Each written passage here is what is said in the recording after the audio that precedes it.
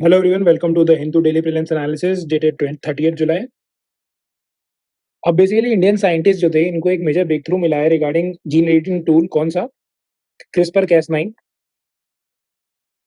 और इन्होंने ये किया कैसे है ये एक FN कैस9 करके एंजाइम का यूज करके किया है। तो दोनों क्या है ये देखते हैं। तो बेसिकली होता क्या है कि बैक्टीरिया का जो डिफेंस सिस्टम होता है उसमें एक जीन होता है जिसका नाम होता है क्रिस्पर। अब ये जीन प्रेजेंट होता है और एक एंजाइम प्रेजेंट होता है कैस9। तो कोई अगर वायरस बाहर से अटैक करता है तो ये कैस9 क्या करता है, इस वायरस का जो डीएनए है या आरएनए है उसको कैप्चर कर लेता है और वो इस क्रिस्पर वाले जो जीन है इसमें इनकलकेट कर देता है। अब फिर क्या करता है कि ये फिर क्या होता है कि प्रोटीन के थ्रू इसका इस वाले सेक्शन का फिर आरएनए बनता है और इस आरएनए को फिर कैस9 कैप्चर कर लेता है। और फिर अगर फ्यूचर में फिर से कोई अगर बैक्टीरिया कोई वायरस अगर इसको अटैक करता है बैक्टीरिया को, तो ये जो कैस9 जिसने आरएनए को कैप्चर किया था ये इसको कट कर देता है। तो इसी चीज़ का यूज़ करके बेसिकली हमने क्या किया कि जो चीज़ इसमें हो रही थी बैक्टीरिया में, इसको इंट्रोड्यूस कर दिया हमने ह्यूमन में।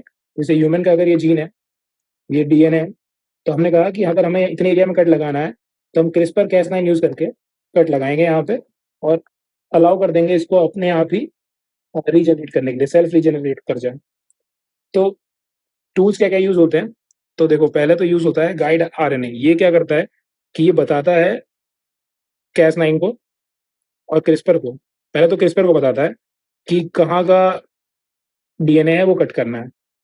और जो एक होता है प्रोटोस्पेसर एडजेसेंट मोटिफ, ये क्या करता है कि जैसे अगर हमें इतने सेक्शन का अगर कट करना है डीएनए, तो इसके बगल में लग जाता है ताकि जो हमारा कैस9 सीज़र है उस वो अनइंटेंडेड कट्स ना करे, ठीक है? बट होता क्या है, जो हम कैस9 यूज़ करते हैं वो हम यूज़ करते हैं इस बैक्टीरिया से, स्ट्रेप्टोकोकस पायोजीन्स बैक्टीरिया से यूज़ करते हैं जिसको बोलते हैं एसपी कैस9। अब इसका एक मेजर बेनिफिट क्या है कि इसकी जो है एफिशिएंसी बहुत हाई होती है। एफिशिएंसी हाई होती है, लेकिन इसका जो अनइंटेंडेड कट्स होते हैं, वो ज़्यादा लग जाते हैं। जहाँ हम कट करना चाहते हैं उसके अलावा कट कर देता है। तो ये प्रॉब्लम थी, तो इसको सॉल्व करने के लिए हमने क्या बनाया, हमने यूज़ किया एफएन कैस9। ये बेसिकली कैस9 एंजाइम ही है, बट ये बैक्टीरिया चेंज हो गया। ये फ्रांसीसेला नोविसीडा बैक्टीरिया से लिया गया। अब इसकी बात क्या है कि इसकी एफिशिएंसी कम है, इसका उल्टा फंक्शन है उससे। उसकी एफिशिएंसी कम है, बट इसका प्रिसिजन हाई है। प्रिसिजन हाई है, तो अब क्या-क्या साइंटिस्ट ने कि एक बनाया एनहांस्ड FN Cas9। अब एनहांस्ड FN Cas9 क्या है? एक तो इसका रेट ऑफ कट जो है डीएनए का है वो हाईएस्ट है। रेट ऑफ कट जो डीएनए को कट करने का टाइम लगता है वो बहुत जल्दी कट कर देता है और इसकी एफिशिएंसी भी हाई है और इसका प्रिसिजन भी हाई है। तो अनइंटेंडेड कट्स जो थे वो कम हो गए। तो इन शॉर्ट मैंने ये पूरा आर्टिकल बता दिया। नेक्स्ट चलते हैं। तो सेंटर ने बेसिकली क्या किया है कि ILO इंटरनेशनल लेबर ऑर्गेनाइजेशन की एक रिपोर्ट आई थी एम्प्लॉयमेंट रिपोर्ट, जिसमें बता दिया है कि 83% जो है इंडिया की अनएम्प्लॉयड वर्कफोर्स है। तो सेंटर इसे डिक्लाइन कर रहा है और तो फिर इसी में हम प्रीलिम्स के लिए इंटरनेशनल लेबर ऑर्गेनाइजेशन को देख लेते हैं। तो ये बनी कब? ये 1919 के ट्रीटी ऑफ वर्सैलिस से एस्टेब्लिश हुई और ये किसकी एसोसिएट मेंबर थी? League of Nations. League of Nations आप पढ़ोगे वर्ल्ड हिस्ट्री में। ये बेसिकली यूनाइटेड नेशन से पहले उसका प्रिकर्सर है। और फिर ये 1946 में यूएन की पहली स्पेशलाइज्ड एजेंसी बनी। तो ये याद रखना आप, जैसे एफएओ है वो भी यूएन की स्पेशलाइज्ड एजेंसी है। इसका हेडक्वार्टर कहाँ पे है? इसका हेडक्वार्टर है जेनीवा, स्विट्जरलैंड में। और ये ओनली ट्रिपार्टाइट एजेंसी है यूएन की, मतलब इसके 3 स्टेक होल्डर्स हैं। कौन? गवर्नमेंट, वर्कर और एम्प्लॉयर। बस इतना ही काम का था। नेक्स्ट देखते हैं।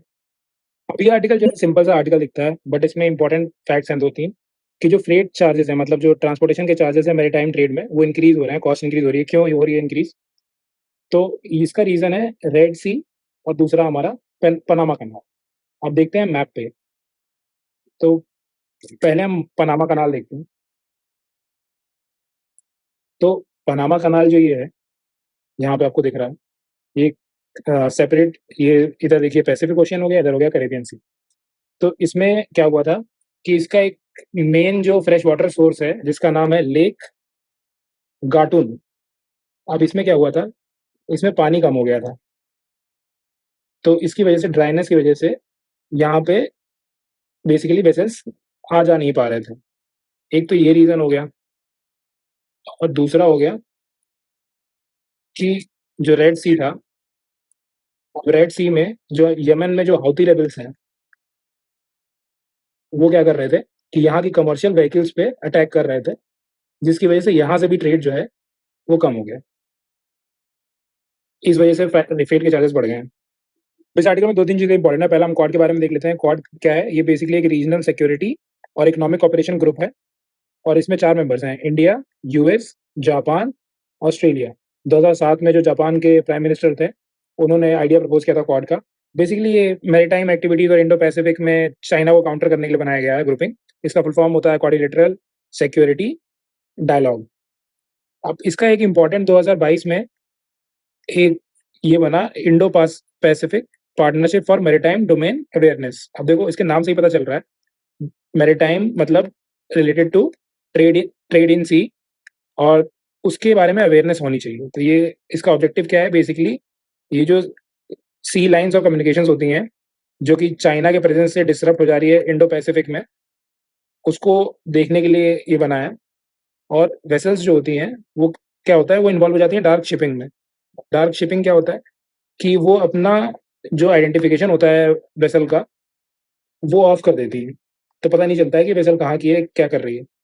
तो उसको रोकने के लिए बना है। उसके अलावा इस आर्टिकल में डिस्कस करने के लिए एक चीज़ है कि म्यांमार में जो आपको पता होगा रोहिंग्या इश्यूज़ चल रहा है, वो रोहिंग्या जो एथनिक कम्युनिटी है वहाँ की, वो उसका परसिक्यूशन कहाँ पे हो रहा है, रखीन डिस्ट्रिक्ट जो है वहाँ की, उसमें हो रहा है। तो रखीन याद रखना म्यांमार से रिलेटेड है। गाज़ा आपको बता ही दिया, गाज़ा इज़राइल में, इज़राइल-फ़लस्तीन कॉन्फ्लिक्ट से रिलेटेड है। बस इतना ही काम का। इस आर्टिकल में अब हमारे काम का क्या है कि पहले तो प्रोजेक्ट टाइगर स्टार्ट कब हुआ था? ये 1973 में हुआ था, और ये एक सेंट्रली स्पॉन्सर्ड स्कीम है। और क्रिटिकल टाइगर हैबिटेट करके एक चीज़ होती है, आप एनवायरनमेंट में पढ़ोगे, वो आता है वाइल्ड लाइफ प्रोटेक्शन एक्ट में 1972 के अंदर। बेसिकली टाइगर रिज़र्व के अंदर का अनटच्ड एरिया जो कि बहुत क्रिटिकल है फॉर सर्वाइवल, उसको बोलते हैं क्रिटिकल टाइगर हैबिटेट। और इसमें 2-3 चीज़ें और इम्पोर्टेंट हैं। 3 टाइगर रिज़र्व मेंशन्ड है। एक Kumbhalgarh wild life sanctuary mentioned है। ये कहाँ पे है? ये राजस्थान में है, कुंभलगढ़। और दूसरा है नौरादही वाइल्ड लाइफ सेंचुरी जो है, ये कहाँ पे है? एमपी में, मध्य प्रदेश में, नौरादही। और रानीपुर टाइगर रिज़र्व अभी जो लेटेस्ट डिक्लेयर हुआ था, वो कहाँ पे है? उत्तर प्रदेश में है। बस इतना ही काम का था। अब इस आर्टिकल में काम का ये है कि MQ-9B करके एक अनमैन्ड एरियल व्हीकल है। इसको इसके आगे सी गार्डियन भी लग जाता है, या फिर ये एयर गार्डियन, स्काई गार्डियन भी लग जाता है। तो ये कहाँ से इंडिया प्रोक्योर करता है? यूएस से। तो आपको याद रखना है MQ-9B जो है, वो यूएस से प्रोक्योर करता है। डिफेंस एक्विजिशन काउंसिल के हेड कौन होते हैं? जो हमारे डिफेंस मिनिस्टर होते हैं, वो हेड होते हैं। बाकी इसमें कुछ काम का नहीं है। तो ये आर्टिकल जो है ऑलरेडी मैं द इंडियन एक्सप्रेस एक्सप्लेन्ड वाले में और हिंदू वाले में मैं ऑलरेडी कई बार बता चुका हूँ। ये बार-बार आर्टिकल आ रहा है, बट थोड़ा-सा शॉर्ट में बता देता हूँ। सुप्रीम कोर्ट की रीसेंट जजमेंट आई है, उसने क्या बोला है कि रॉयल्टी जो है वो डिफरेंट होती है टैक्स से, और स्टेट गवर्नमेंट के पास पावर है टैक्स करने का माइंस को, और इवन वो रॉयल्टी भी इम्पोज़ कर सकती है। और जो हमारी सेंट्रल गवर्नमेंट है, वो क्या कर सकती है, इस टैक्स को रेगुलेट कर सकती है, और इवन प्रिवेंट कर सकती है बाय लॉ स्टेट गवर्नमेंट को फ्रॉम टैक्सिंग अ माइन। ठीक है? और रॉयल्टी तो सेंट्रल गवर्नमेंट लेती भी है। तो ये चीज़ हो गया। ये कन्फ्यूजन बेसिकली क्यों था? क्योंकि जो हमारी शेड्यूल 7 है, उसमें स्टेट लिस्ट, यूनियन लिस्ट में क्या था कि यूनियन लिस्ट में भी कुछ आर्टिकल थे जो कि माइन से रिलेटेड थे, रेगुलेशन ऑफ माइन से। और ये जो स्टेट लिस्ट में जो आर्टिकल थे, वो थे इम्पोज़िशन ऑफ टैक्सेस ऑन माइन से रिलेटेड थे। तो इसकी वजह से यहाँ पे प्रॉब्लम, एम्बिग्यूइटी की वजह से यहाँ पे प्रॉब्लम क्रिएट हो गई थी, जिसको सुप्रीम कोर्ट ने क्लैरिफाई कर दिया है।